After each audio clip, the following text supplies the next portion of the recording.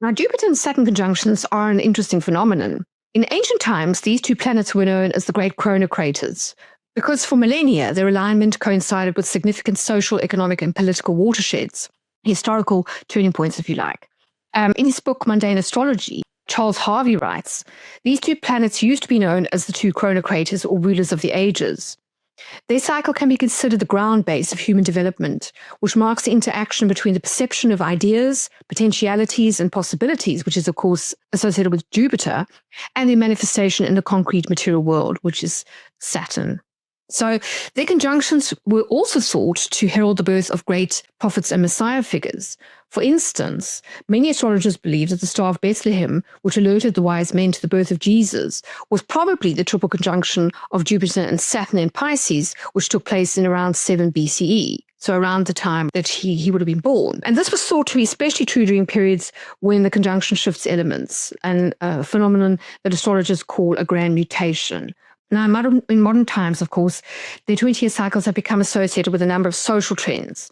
The boom and bust cycles of the stock market, the birth of our cultural icons like John Lennon and Princess Diana, and according to Marjorie Orr, the cycle is also rather strangely associated with the assassination or death in office of several US presidents.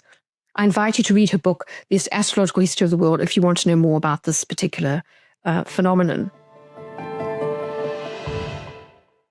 However, during the course of their waxing and waning aspect phases, their shifting relationship over the course of 2 decades tends to mirror the natural fluctuations and changing fortunes of world markets, especially Wall Street. Now, we had a recent reset of this cycle at the winter solstice of 2020, when Jupiter and Saturn made a conjunction in the sign of Aquarius. And this was significant for a number of reasons. Not only did it coincide with the end of the COVID pandemic, which for astrologers was set in motion by the Saturn-Pluto conjunctions, but it also marked the start of a bull market, particularly in tech stocks and crypto, even if this was prematurely cut short by the Saturn-Uranus squares of February and December 2021. More importantly, though, what was significant about this particular conjunction was that it was also the first time in over 180 years that the conjunction took place in an air sign. So up until that point, all the previous conjunctions, bar that of 1981, had been in earth signs, which is why the 2020 event was referred to by astrologers as the Grand Conjunction, because it symbolized what I was talking about earlier, a grand mutation, where the elements switch. So, this conjunction moves from earth to air signs.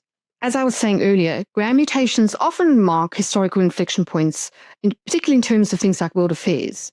In a future podcast, I hope to take a closer look at previous instances of this phenomenon, particularly the Grand Conjunction of 1623 and the one that preceded it, the Grand Mutation of 1603, which was witnessed and written about by Johannes Kepler.